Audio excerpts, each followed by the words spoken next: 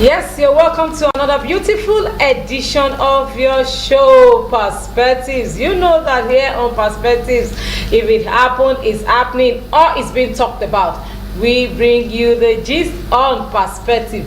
I am your host as usual. Yinka Kenny is my name, and you know I don't do this alone.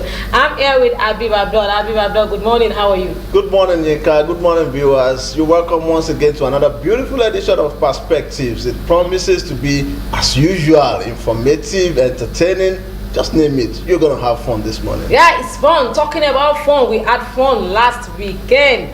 All the way down at Osun State in a town called Iragbiji. What went down? That's mouthful. That's a mouthful. Yes. Iragbiji. What went down at Iragbiji? Yes, it was a day that the people of Iragbiji decided to celebrate their own day. They called the day Iragbiji Day. And at the event, we were able to talk to a particular Mr. Tunde Oyetola, the CEO of Mofides International. He shared with us some insight information about Iragbiji and Iragbiji Day. According to Mr. Tunde Oyetola, he said long ago a powerful hunter settled under a huge tree called Igi Ira. And soon other settlers came around to join him in prayers. This gradually became a regular occurrence where settlers gathered under the tree to offer prayers for the town and themselves. The origin of Iragbiji Day could be traced to a monarch before Oba Oyelade, who had a firm belief that the activities of the settler and the town at large should be celebrated. The day is celebrated with prayers offered from the palace of the king and his chiefs, extending to various parts of the town. This year's edition is really unique in the sense that the newly elected governor is a son of Iragbiji. As such, people came from all parts of the country to Iragbiji. He further elaborated on the tourism potential of Iragbiji town, especially with the seeming male and female rocks, popularly called Takotabo. In fact, when I heard that, I said, "Wow, that's a new one. A rock called Takotabo." I think we should visit Iragbiji and really cover the Takotabo. You were not there. I was there. You saw the Takotabo. I didn't see Takotabo. Anyway, this year's Iragbiji Day was held, and it was a very colorful, entertaining, and very educative event. Right now, we want you to sit back as we take you through what went down at the event. Please don't go anywhere. Sit back and watch this.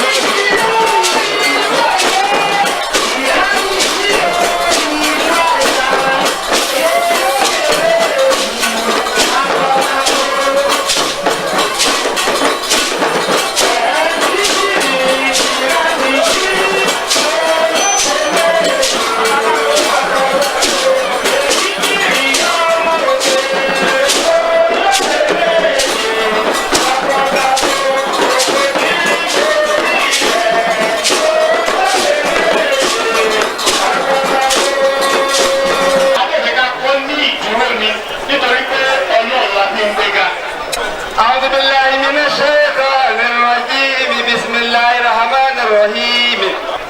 Ẹ darí rẹ̀ wá látòkè. Níparí ohun gbogbo, ẹ jẹ́ ká yọ̀ owó pọ̀ jù báyìí lọ. Jésù alágbàwí wa. Oríwo wà àyàgbó àyàtọ̀ àyàjẹ àyàmú àyọmọ oríwo sì ó pé.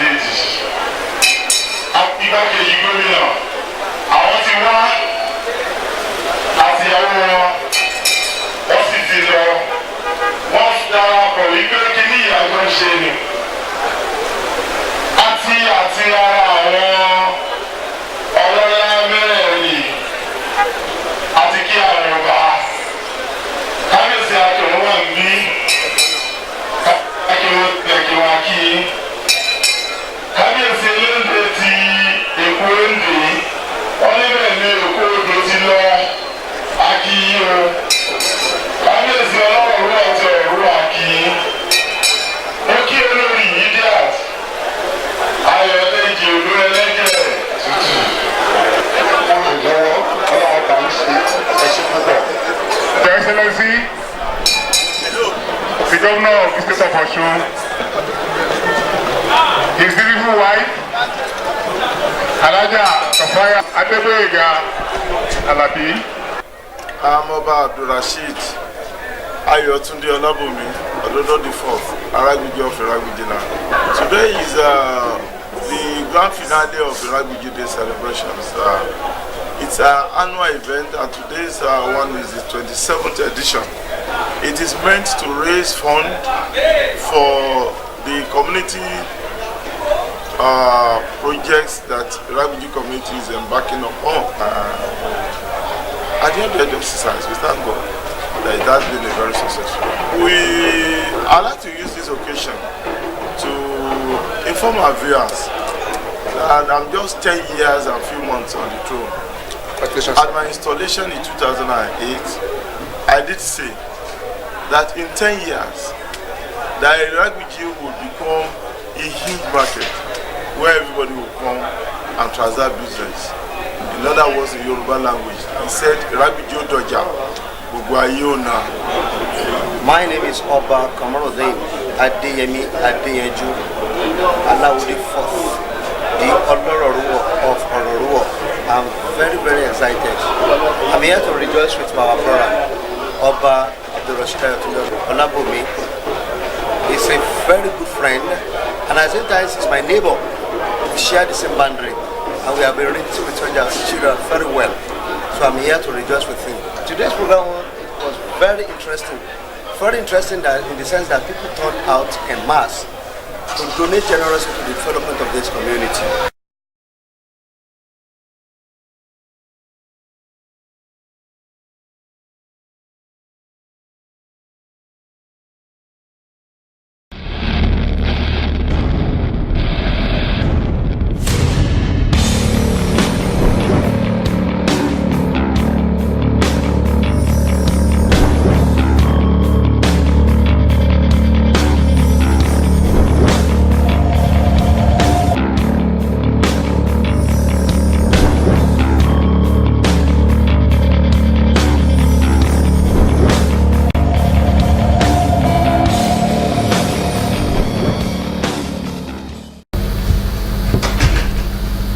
You're welcome back onto the show. The show is still Perspectives, where if it happened, it's happening, or it's being talked about. We bring you the full gist on Perspective. I'm sure you enjoyed what you watched, the old tradition, the dancing of the is it what we call it? What was that? Was it the Shango or what? It was just the traditional our stuff. tradition is rich. It was a beautiful tradition. Moving on right now, we are in the segment of the news. You know that in the news, on Perspectives, we bring you the news that made major during the week. And what do we have this week? Oh, is this our politician?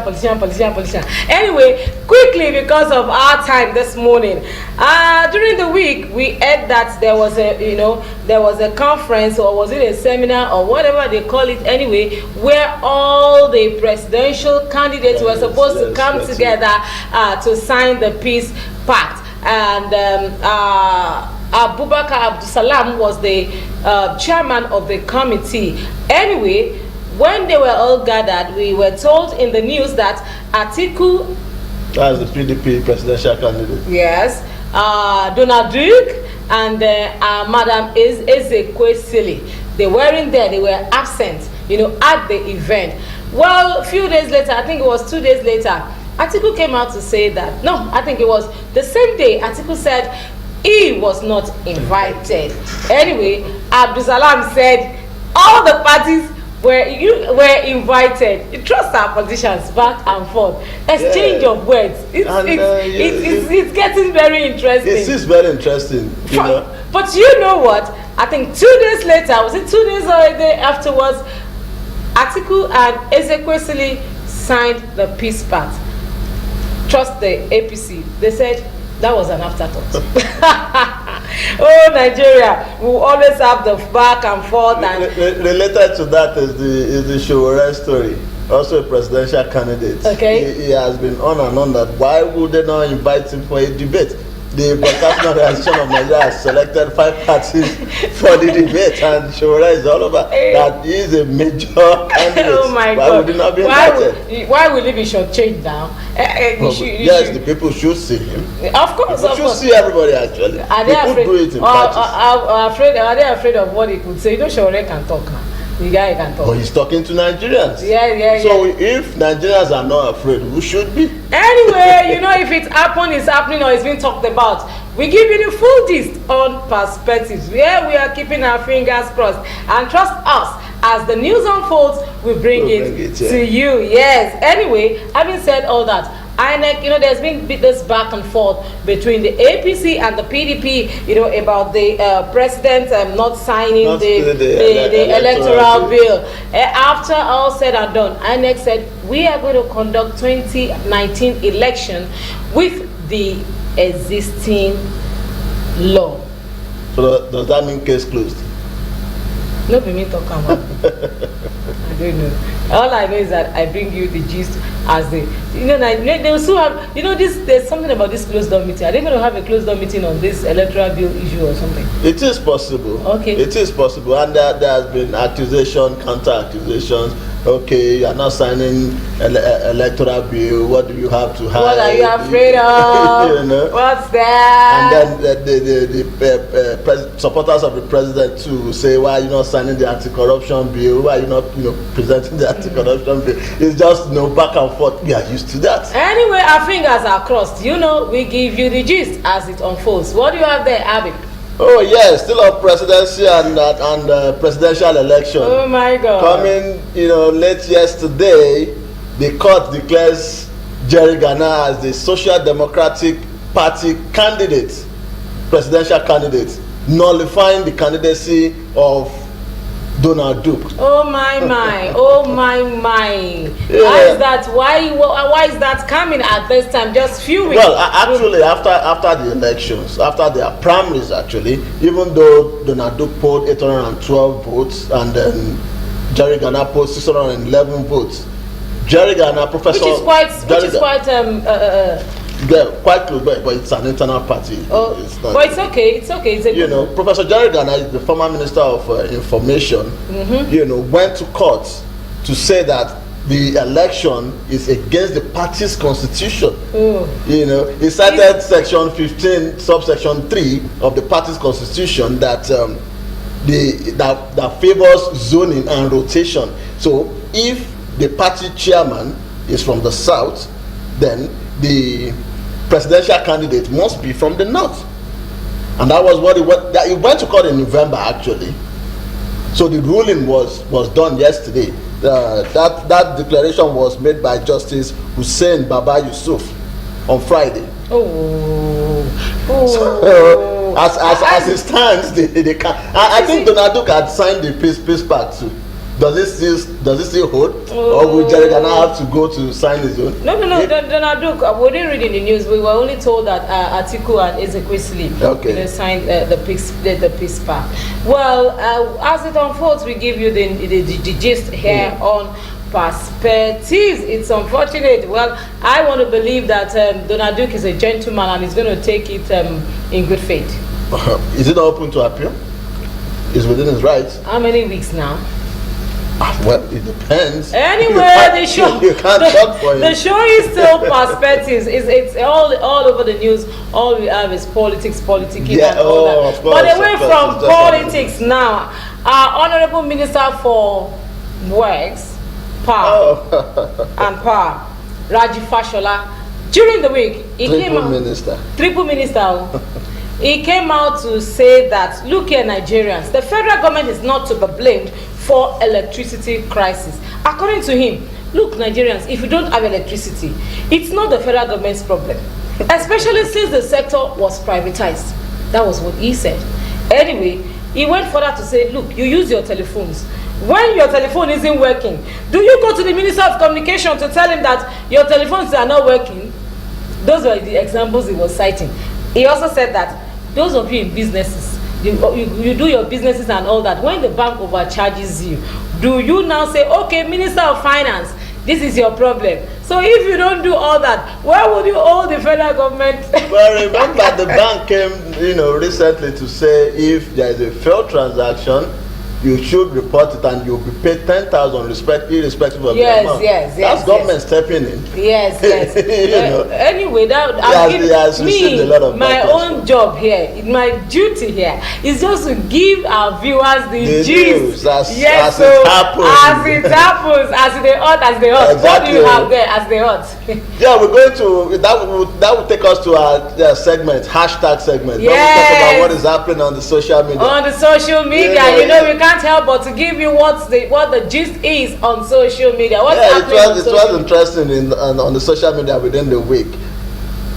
Let me give you the background story that led to it. We are listening. A couple were caught in a car and they were harassed. The couple were harassed by the public. Okay. They were trying recording them. They were harassed. That's just and the video. I think the video went viral. Yes. Somebody came on Twitter to ask the former PRO, that's an assistant commissioner of police now, Abayomi Shogunle, to say having intercourse in the public, is it a crime? Do you want to read the tweet? Yes. I'll read the tweet. Okay. That's Abayomi Shogunle's tweet. Is the one that posted on Twitter. Okay. And he said, he responded to the that question. That yes. okay, having intercourse in the car, is it a crime? Is it a crime? And okay. he said categorically, no. Sex in a car in a public place is not a crime in Nigeria, provided 1, location is not a place of worship. 2, parties are 18 years and above. 3, the act is consensual, that is, agreed by both parties. 4, parties are of opposite sex. He went further to state that if threatened with an arrest over above, please contact at police, putting the police Twitter handle. In other words, your car is your property. Your car is your property. So you can decide to do anything in your property. Well, on your property. Not just anything, depending on the place. Remember I said provided it's not a place of worship. If your property cannot be the place of worship. But it didn't end there. I believe that story. It didn't end there. It didn't end there. Okay, give us the full gist. The Lagos Commissioner of Police, Edgar Imoyimi, now came forward to put on the press that disregard what oh my God what my assistant is saying, that if you do it, you are liable to 2 years in jail. Oh my God! Now it's back and forth. It's back and forth. We were saying initially we were saying back and forth from our politicians. Now it's back and forth from the police. It's other sections of the law anyway. The PRO. Sorry? That apparently is the former PRO, but now this is the Lagos State Commissioner of Police that is now saying it is a crime. That is putting a counter, Yes. Counter statements to what the former PRO said. Which one should we take? And you take the one that suits you. I'm beating you. You better take the one that commissioner said though. If you are a car person, you go with Abayo Bichegule. If you are a non-car person, you go with commissioner. Please, for your own good, our listeners at home, our viewers at home, please go with what the commissioner has said and avoid being harassed, please. Not just being harassed, avoid being arrested and prosecuted, because you are liable to 2-year jail term. Yes. Oh my God. Oh, you feel 2 years is too much? For doing what nature allows you to do. Anyway, we got to go. It's just I'm afraid that's all we can take on the show today. I'm sure you had a beautiful time on the show as we did here. Yes, the show is Perspectives. If it happened, it's happening, or it's been talked about. We bring you the full gist here on Perspectives. Till we come your way, same time, same station next week. From Abe. Yes, let's just say we'll meet again next week by His grace. Thank you. Yes, I'm Yinka Kenny. You can always connect with us on Twitter, on Instagram and Facebook at Watch Perspectives, and on Twitter at See Perspectives. Also, you can follow me on Facebook at Yinka Kenny, on Instagram and Twitter at Yinka Kenny. Till I come your way, same time, same station next week. I'm Yinka Kenny. It's bye for now.